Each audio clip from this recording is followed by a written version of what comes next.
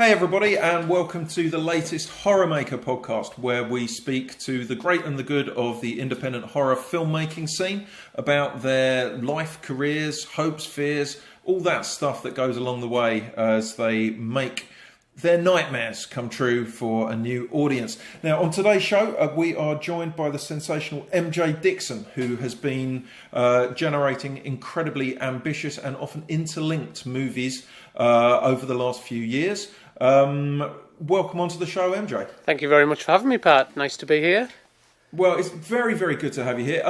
So the kind of general theme of today's show is pushing yourself beyond what you would previously have considered possible. And I think you're a guy who does this fairly regularly. You're not someone to rest on your laurels very easily, are you? No, like I said earlier, for better or worse, really. I think Scarface style. You've always got to push it to the limit. And I think that's the most important thing about making independent cinema. Really, is that you should always be looking to push yourself further than you went before, further than you think you can go. Okay, well, if we kind of take you back to the beginning a little bit, yeah.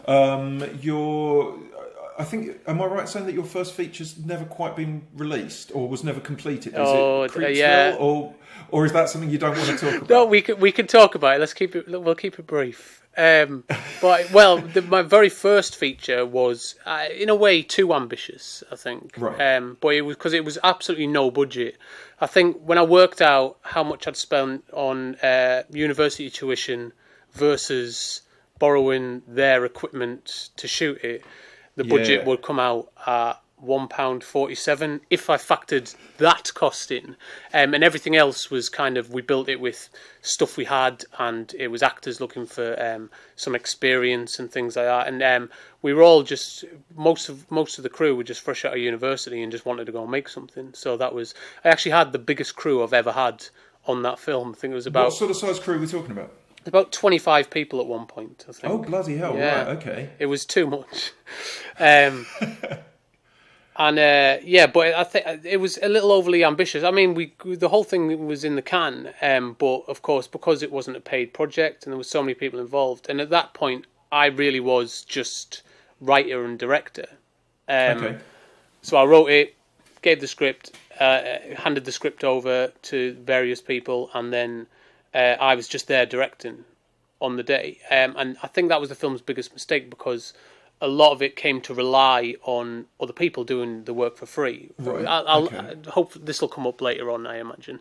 And so what happened was people kind of gradually dropped out of the project as as we were shooting it, during production. Yeah, and then into post production, until the whole thing just kind of almost became abandoned by everyone except me. And so the film sat there finished, but with some audio work that needs doing on it, that now I haven't been able to get hold of a couple of really specific people just to come and record those last bits of ADR to finish the whole thing. So it's a struggle, because you don't know whether you want to put out an incomplete movie and just kind of go, well, here it is, prepare to be disappointed, or try and at least get it to some kind of finished state, and then say, here it is, but also prepare to be disappointed still. Also, it was shot back in 2009 when HD wasn't a thing we could get hold of. So it was shot. It was quite scarce at that so point. Very quickly we said, we said we've got this other film nearly finished when we started talking to distributors, and they said, all right, well, can you send us over like a HD screener of it? And I said, oh, I don't have that. It's SD. Oh no, we can't. We couldn't possibly shift that. So it's kind of stuck in that. It's kind of stuck in a time before definition rose, so to speak. I mean, in the previous podcast, I chatted to Alan Ronald about his kind of experiences, and he was talking about the fact that after he completed his first feature, which is Jesus versus the Messiah, he'd felt so kind of drained by the whole experience that he kind of backed away from features for a while, because he didn't feel that he could kind of pull his shit together to do another one directly straight away.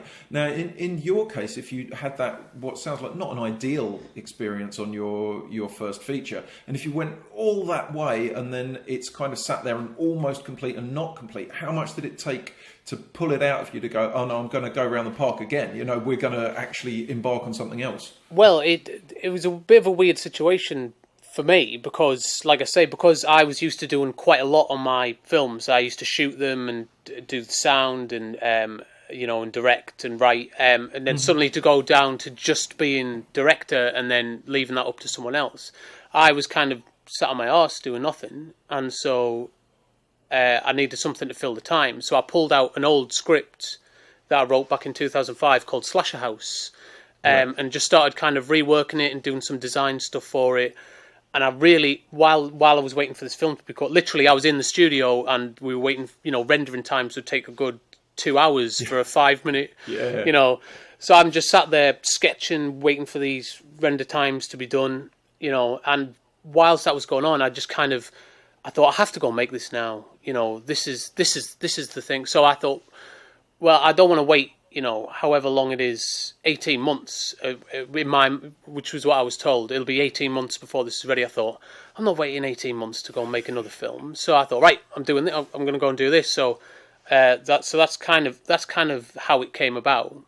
And it just kind of led me into, the post-production, the length of post-production time just kind of led me to go, right, well, what am I going to fill my time with while I'm doing that? Yeah. All right, I'll go make Slasher House. And that of course was your first feature, kind of proper. That was your first one that had found distribution and so on. So how, in terms of the, obviously it was a smaller crew on that case, in that case than Creepsville.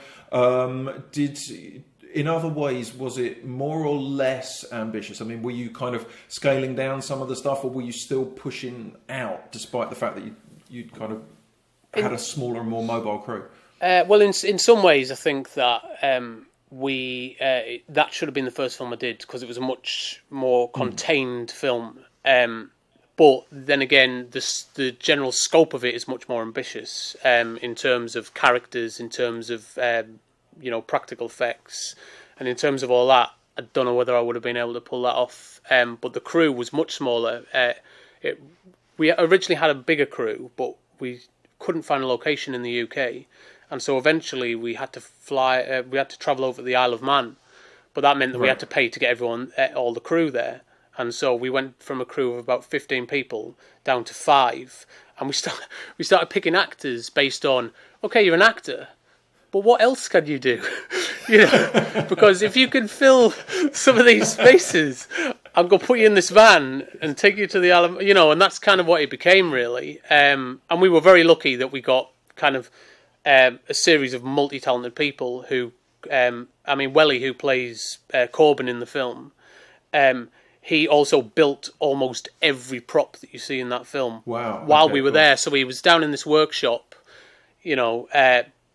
planing gigantic swords, and then we go radio down and go, can you just stop doing that crap for a minute and come up here and do this crap? And he'd have to, he'd have to kind of brush all the sawdust off himself and jump into acting for 3 hours, and then we'd be back off building an electric chair and it was so it was that kind of thing really. For anyone who hasn't come across Slasher House before, can you briefly sort of pitch it for our audience? It's kind of it's my Freddy versus Jason meets House of Dracula. Right. If you will. So if I had access to all the, intellectual properties in the world, it would have been Pinhead and Leatherface. And the idea was just to kind of do like a House of Dracula style movie, but with modern day slashers, is where the inception of it came from. And then I thought, well, I can't use any of those. So what I'll do is I'll make up some kind of like cheap knockoffs, essentially. Yeah.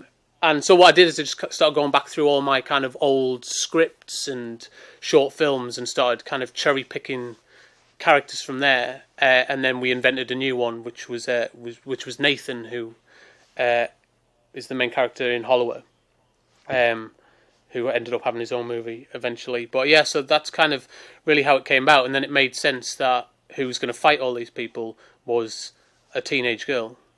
Was kind of the idea, and reverse that whole idea, and so that's kind of it really. It's knock off Freddy versus Jason. Let's just say that. And now all of your movies, I think, are up on Amazon Prime now, or at least nearly all of them. Is that stage 1 are the first 4? Okay. Oh yeah. Oh, there's some newer stuff that's still playing festivals and still DVD. Is that kind of the route for the stage 2 stuff? We have a release schedule in place. Dates haven't been decided yet, but I think from this point now, we'll do one of our kind of usual releases where we'll put it on our personal VOD, and people can, and then we'll see how that goes, and if it's popular enough, we'll think about maybe putting it on Amazon again, and things like that. So that's kind of our schedule so far. Is the idea? Amazon. I've been really struck by how prominently your movies have been coming up on Amazon. I mean, if you go into Amazon Prime dry with no filters, no login, no whatever, and you start scrolling down, well, what stuff's here on Amazon Prime? You actually hit one of your movies before very long. Which for an independent filmmaker working in micro budgets is an astounding achievement, considering how much stuff is on there. So has that platform changed the way that you've been kind of looking at stuff? Or? I think a lot of people have had the similar experience. That I think it felt like it might, but the reality of it is that it probably won't. So I mean, it's great that our movies are out there, but it's kind of, I mean, really. It's the same as putting your films on YouTube. You're making the same kind of money you would if you put your films up for free on YouTube. So, I mean, that's good. At least they're generating something. But it's not. I don't think it's going to be the saviour of independent cinema just yet. No. Until they figure out that algorithm. Because I think you earn about 4 pence an hour. We've worked out. Yeah, which something is like that. Which sounds okay. I mean, I guess, but it's really not. It's still undervaluing the work, I think, for everyone. I mean, I'm still kind of amazed that anyone would pay 4 pence an hour to watch my stuff. But I think, I mean, in general, it's certainly. I think you're selling yourself considerably short there, sir. But I certainly think we're still. I mean, at least someone's paying us, but we're still being sold so fucking short that it's, But that's our best option at the minute. Yeah, it is. I mean, it seems to me that it does provide an option which actually wasn't there really before. I mean, certainly for us, we have made more through Amazon Prime than we have through other sort of digital distribution means, like flat out easily. However, still working out the quirks of what gets where and what gets. What goes up and what goes down. I mean, for our movies, the ones that we've put on at the moment, Killer Killer, which for my money is one of our best movies, is doing absolutely fuck all. It's completely flatlined, and it's getting no traction whatsoever compared to the other 3 movies, and I can't work out why. And I'm concerned. It's the only one of ours that is. I think it's the only one that's up there that's self-rated rather than has a BBFC certificate. All the others have been through the BBFC. So Killer Kill is the only one self-rated, and we self-rated it at an 18 because that's us being honest. That's that's where we would have self-rated it. And I can't help wondering whether that's hurting it in terms of its visibility. I don't know whether they squash that. Are yours up on as 18 or 16? Well, they've got the 2 we're quite lucky that we've got a cross section. So 2 are 15s, 2 are 18s, 2 are BBFC rated, 2 aren't. Right. And so, and have you seen any differential? None at all. In fact, Hollower and Thorn have been the most popular, and they for the first month they were just jumping around the top 10, swapping over with each other. So it's Cleaver is the one that seems to have not gained the traction. I mean, it still ended up in the top. And that's your Killer Clown movie. Yeah, that's what I mean. So people seem to be begging for Killer Clown movies, and yet they do. That one seems to be kind of I'd overlooked, I guess. So I don't know whether maybe just Amazon's not the right kind of place for that kind of film, if you know what I mean. Because I don't know how many horror fans are using it and how many just casual users who fancy a horror movie are watching it. Because if that's the case, I think your casual user probably isn't going to want to watch a Killer Klown film.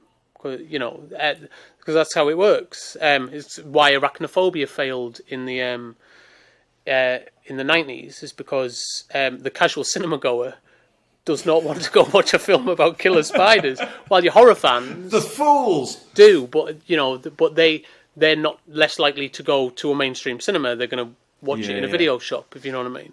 And so I'm wondering if it's not exactly the right place for films that are directed, solely at horror fans. But I mean, that's just a speculation. Who knows?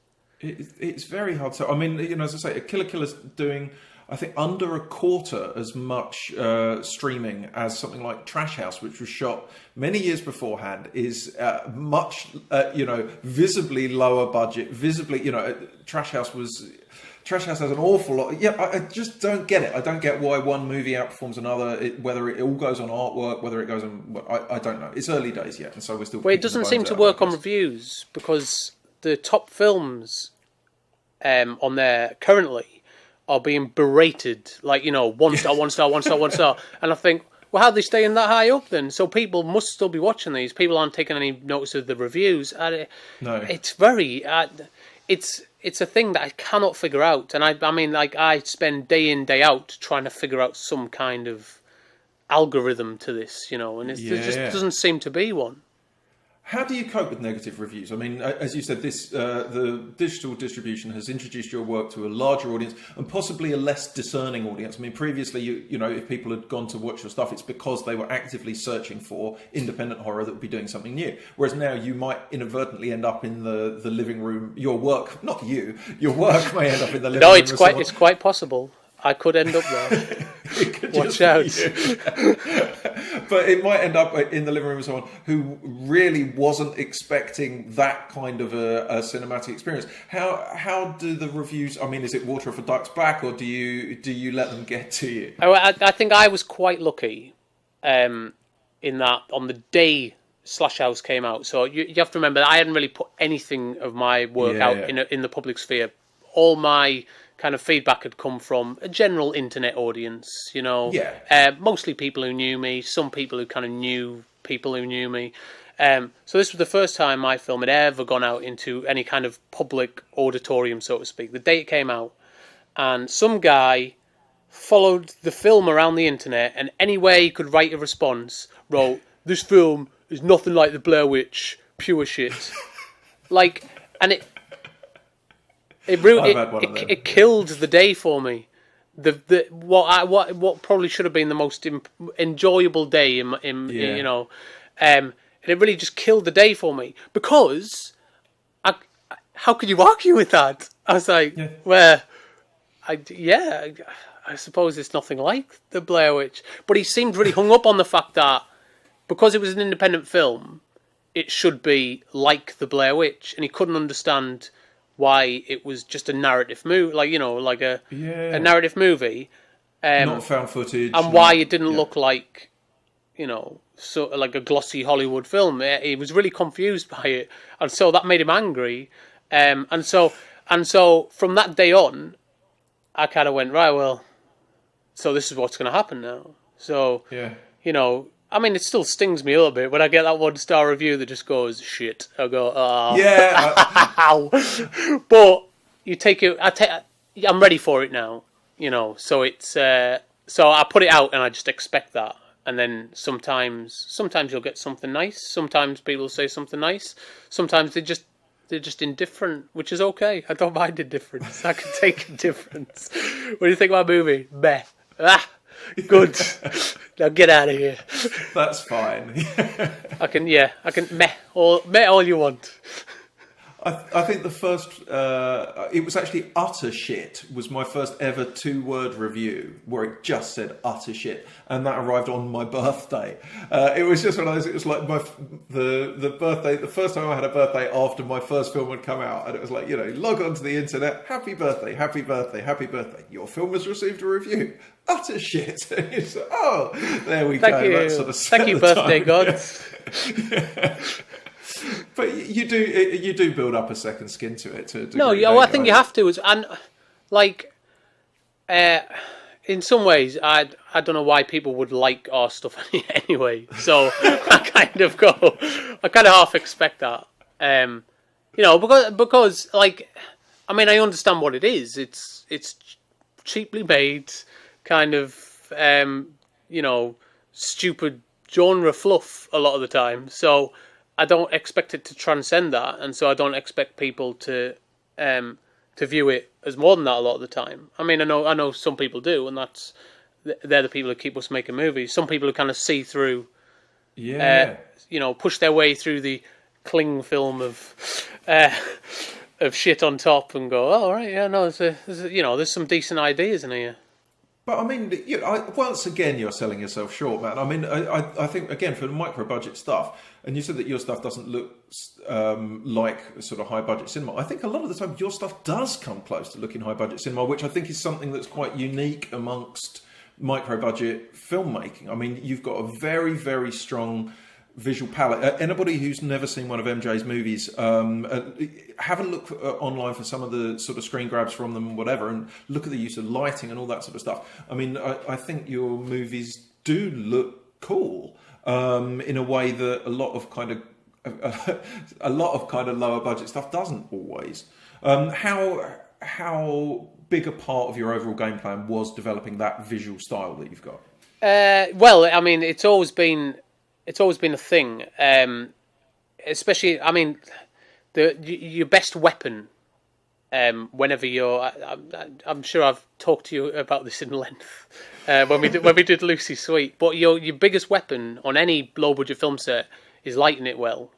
And so I kind of knew that early on. I mean, if you go back and watch the film I did in 2004, which was like my first attempt at making like a real short film, when I did Destination, and I took a lot of cues from Dario Argento, so there's lots of very stark blues and reds in there, and that was all just physical lighting with gels, and I really loved that, and I knew that was going to be part of what I was doing, but trying to do that on a kind of very low budget when you're shooting outside at night was really difficult, and so my filmic style in terms of the content of our films has really changed so that I could adapt to that, so I could start bringing that back into our films. The first Slasher House, any stuff set in the actual house itself, the building was so big that we had three lights in a gigantic prison. Really? So, wow. Yeah. So I had no choice. I mean, we tried to cover these lights in gels to try and it wouldn't work. So I really had to just shoot as, blankly, flatly as possible and grade it. And I really hated that decision. I mean, a lot of people pick out that element of it, that it's very, that I kind of graded it to close to where I wanted to be. But for me, that was a step down in what I felt the film should have been and could have been. And so I decided, I mean, when you watch any part outside of that in the film, you suddenly see that it's all physical lighting. Everything's directly from the camera. There's no grading or anything in there. It's all just on-set lighting. And so I became adamant that I wasn't going to make that mistake ever again. And so our films then, I developed them in a way that I knew I would have control over lighting. So our films have very little set in broad daylight, out in the streets or anything like that, because I lose control over lighting to a huge degree. So I try to keep that to a minimum wherever I can. And I think across 4 films, I've shot 3 or 4 scenes that are set in daylight, and everything else is set is set at night. We even went back and shot some stuff for Cleaver because we shot it in the day, and I went, no, I'm making the same mistake again. And we went back and reshot them. So that element has become really important. Is just making sure the lighting is right, and like I say, all the stuff that we do now, that is how it is in the camera. It comes out of the camera, goes onto the timeline, and gets chopped, and nothing happens in between. There's some brightness being tweaked here and there. I go, oh, that's a bit underexposed. I'll pull that up. But because I think one thing that I really dislike about films at the minute is that they all look the same. Yeah. If you know, then that goes. It comes down from Hollywood, like you say, shit rolls downhill, so to speak. So it comes from Hollywood, but what happens is that you see independent filmmakers emulating that and go, right, I'll just shoot blank, and then I'll just slap some LUTs on it afterwards, or some colour grading. And that was great. It was a great tool to have at first to convey tone and stuff. But now it's just like you're having dramas shot, and they're grading it like they've made The Matrix, and you go everything just looks the same. And I really didn't want our films to fall into that trap. It was something I noticed, and so I thought, right, no, I'm going to stick with this. And some people fight against it, some people really hate it, but I thought, no, this is my style, and I'm going to stick with that. And so I think that's part of what has made them stand out a little bit, is that we've kind of just refused to do it the way that a lot of other people are doing it, and I think that's at least made them interesting to look at, even if people don't enjoy them. They remember them. I think that absolutely, and I think that's massively important. I mean, moving from those sort of early movies, from the sort of ill-fated Creepsville, and then the successful, at least in terms of distribution, in terms of actually critical praise and so on, Slasher House. Moving forward, you kind of you created this spider's web of different movies where you have different elements interrelating to one another and so on. Once again, in terms of those moments of pushing yourself, from the points where, from slightly later in your career perhaps, have there been moments where you thought, oh shit, I've absolutely bitten off more than I can chew here, fuck it, I'm going to do it anyway? There's a couple of things that sort of crossed my mind from some of your later movies where I've thought, wow, that's ambitious. But I want to hear what your thoughts were on it. Well, in terms of the shared universe thing, I guess so. What happened was that after we made Slash House and then Thorn, and there was going to be another film in between, which was kind of like a found footage-y kind of movie, but done in a very kind of different way. Which is, anyway, I'll just start talking about that if I'm not careful. So, but Thorn kind of happened first. I knew that's what I wanted to do, really. But I kept having ideas, and I thought, right, well, that's a Myco universe story, and that is a completely separate thing on its own, and that's a Myco universe story. And suddenly you start to go, well, how am I going to have time to do all this stuff? And then I've got to kind of world build from scratch again there, and then I've got to jump back over to this thing that I've been building over here, and so. This could be career suicide. I don't know. But one day I just went, right, I thought, just stop. I thought, just either commit to it or just start doing separate things. And I went, right, fuck it, let's just commit to it. Let's just do it. Like, so I went, right, the Myco universe is now my sole focus. That's it. Anything that I make will take place in that universe, and that's kind of the end of it. And if it doesn't, so anything that I come up with now, I come up with that as a foundation. Absolutely. And that was really freeing for me, if anything. It does hold. Well, I want to say it holds you back in some ways, but it doesn't really, because you kind of go, right, I want to do a Prison Break movie. So you go, right, well, that doesn't really fit in the universe that I'm building. Or does it? And then you go, oh, wait, hang on. And then you go, okay, what if Cleaver 3 is a Prison Break movie? And I go, oh my God. And suddenly, meshing those two ideas together, you come up with something completely unique. And you go, right, okay, no, that's just brilliant. But then, because you're building it on a foundation of characters that you've already created, suddenly all these things start locking into play, and you go, right, who would be there with him? Who else would be in this prison? And you go, it's building itself up, and suddenly, again, I don't want to. This is the first time I've ever mentioned that film to anyone, so this is like a Pat Higgins exclusive right here. But suddenly, this story started to take shape where I went, right, okay, so that's that movie. That's kind of ready for when I get to that point now. Yeah. But the brilliant thing about that is now that's in active development now. So when I get to it, I'm not sitting down and starting from scratch and going, right, I finished this movie, and now I'm moving on to the next one, and I have to start all over again. I'm working it up, which means that anything in between that time, I can start to build up to that as well. And it doesn't have to be a huge thing. It just has to be, I can mention the location that is going to be set in this film. Just use it, as a thing, and then when I get to that point, it'll be there, and there'll be more foundation for it. And if anything, it's kind of been very freeing for me to kind of just start building this. I mean, I've been building it since I was about 15 years old. Kind of creating these characters and going, where do they fit in? Where do they fit in? But to start putting them into action and for people to see them is kind of. That's really exciting. So that element's actually made it, I think, a lot more interesting for me. Yeah, that's. I think it's a striking thing, and I think it's it serves you really well, because it means that the more people delve into your back catalogue and watch out for future stuff, it's like little Easter eggs paying off for the viewers all the time, and I love that. Well, I think we've just built an entire Mask of Thorn. It's kind of built on a little Easter egg at the end of the Legacy of Thorn. Yeah? Yes, that's what we're working on. Right, so we shot the first 2 days this week. How's that going?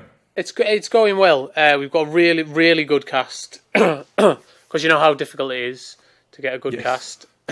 So we've got a cast that are going above and beyond, and they're just really wonderful people. And then you get a sense that they care about these characters, which kind of. It helps that we've got stuff out there so people see that, and then they go, I'm kind of a bit more invested when I turn up on your set now, which is quite nice. But also to then turn up on the set and go, so I'm part of that thing that I watched on Amazon the other day is interesting, and it people's involvement becomes a little bit more solidified, But yeah, no, it's going well. It's tough because it's set in the 80s. And so I've made a very conscious decision to kind of shoot it as if it was an 80s movie, which means that, like handheld roaming is like a minimum, which is what helps you speed up production. So everything's locked or very kind of fabricated movement. And so that takes a long time to set up and get right. And so I've shot myself in the foot a little bit by going, let's be as authentic as possible. This is a massive pain in the arse. And the character, again, for anyone who might not be familiar with it, can you say a little bit about the character of Thorn, who's now carried through 4 of your films, or this is his third feature appearance, but we did a short film based on him years ago. Well, Thorn is one of my oldest characters. I kind of people might be able to tell from his name that he's a rip-off of Michael Myers. That's how he started off life. Because there was all these stories I wanted to tell with some of my favourite characters, and obviously couldn't. And so I went, right, okay, what would the kind of cheap action figure knockoff of Michael Myers be? And then he just developed from there. So I thought, right, well, we don't want him to look the same, so you developed that. And I thought, okay, we don't want him to kind of have the same backstory. So I took anything that was based in reality, and then kind of just started to delve into that more and add that, and soon very soon, 15, 16-year-old Mike came up with a much different character that originally started off being inspired by the greatest slasher film of all time. I would agree with you on that one. I'm a huge Halloween. Yeah, and so Thorn is kind of one of our flagship characters. I think him, Cleaver, and Red are really our kind of unholy trinity, so to speak. Yeah. And so so we try to push him in as much stuff as we can, and because he's one of our oldest characters, he's kind of he's become kind of a major player in the overarching story, which you'll kind of see unfold as time goes by. But he's essentially, to break him down, he's an unstoppable, indestructible serial killer who's been around for, God knows how many, millennia, and he's basically inside. He's some kind of demonic entity inside of a mask. That when the wearer puts it on, they become this kind of monstrous, huge, bloodletting behemoth, as I call him. And he's a really interesting character to write about and to shoot, and like I say, I think that's why he's become one of our flagship, because I thought he would kind of be a bit of a one-noter, which is why I was always cautious of where I used him. So Slash House seemed like the perfect place, but he was the biggest hit in that, I think. So it was like, okay, well, he's certainly a formidable presence, and again, I think you're very, very good at generating that kind of impact and that kind of presence for characters on screen, where they could be with less careful shooting, with less careful lighting. Again, quite often, I think on very, very micro-budget stuff, characters who have a good central idea miss the visual impact, and I think that you're very good at juggling those two elements. Well, thank you. I appreciate that. I think You're welcome. Again, I think that just generally comes from the stuff that inspires me to make this kind of stuff. So I'm very aware of what makes things kind of iconic, or in terms of kind of general Hollywood movies and things like that. It's something I really study and go, why have they picked that out? Why is that? And I try to implement that.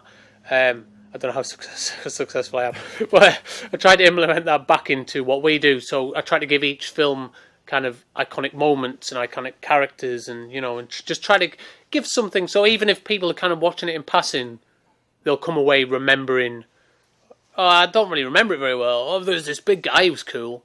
I don't really remember it very well. Oh, but there was a bit where the clown popped their head off in a car, and I go, right, well, as long as people remember that stuff, then they're going to remember the movies, and that's something that I kind of try to bear in mind when we're putting these things together.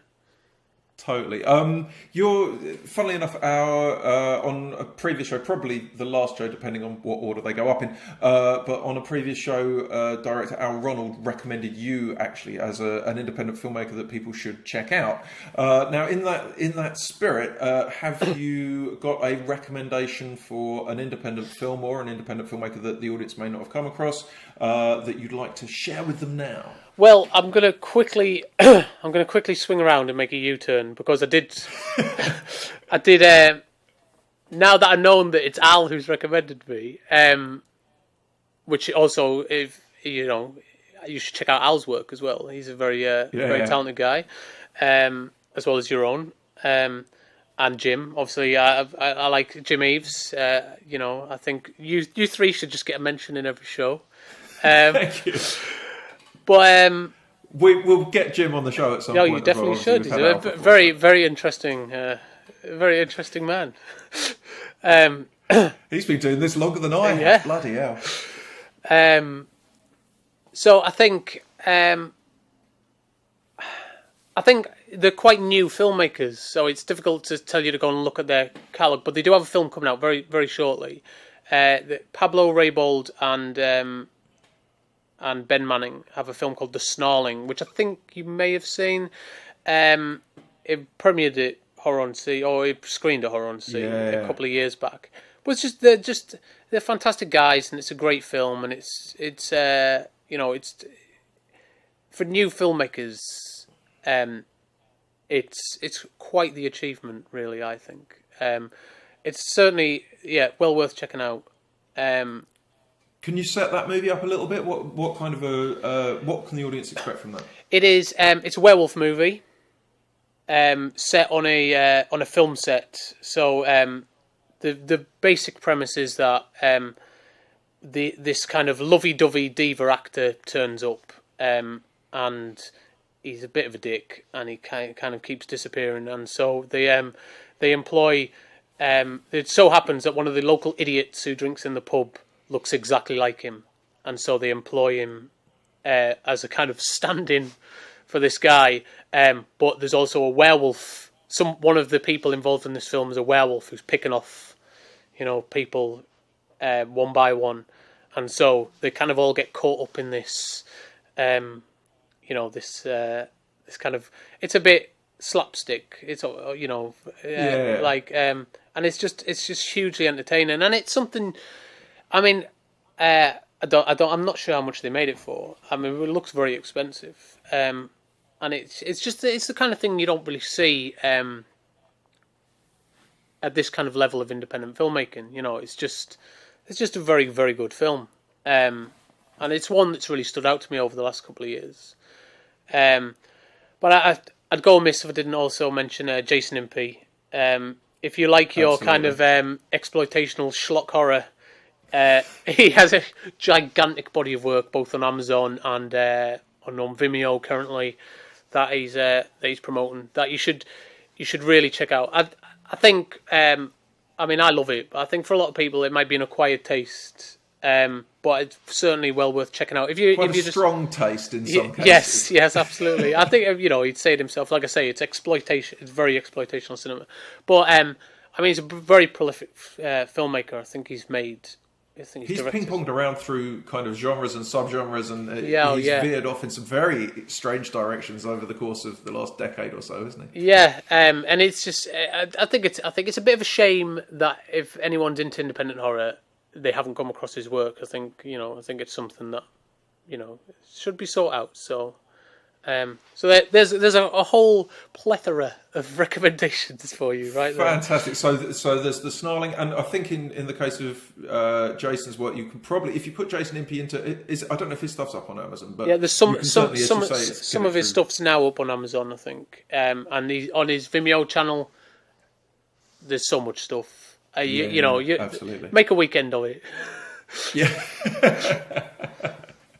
Fantastic. Well, it's been an absolute joy having you on HorrorMaker. Just before you head off, plug your stuff all over the place. Where can people see what? Excellent. Right. Okay. Let's do this. If you go to our website, it's http myco.co.uk,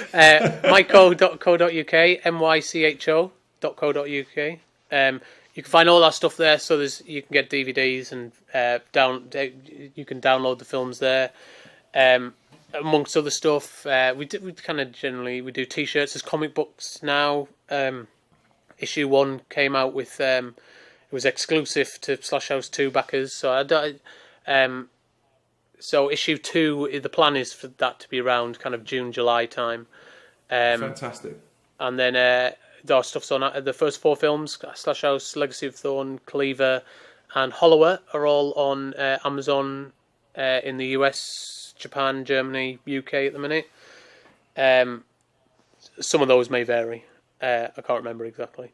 And Slash House 2 will be should be out later in as we go into the summer, I think.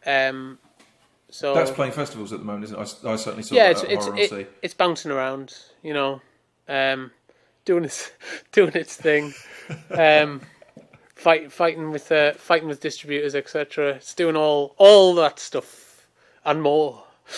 Fantastic. Well, long may it continue, man. Your Myco universe is one of the jewels in the crown of independent British horror. Well, thank you. More power to you, and thanks again for coming on the show, dude. No problem, anytime.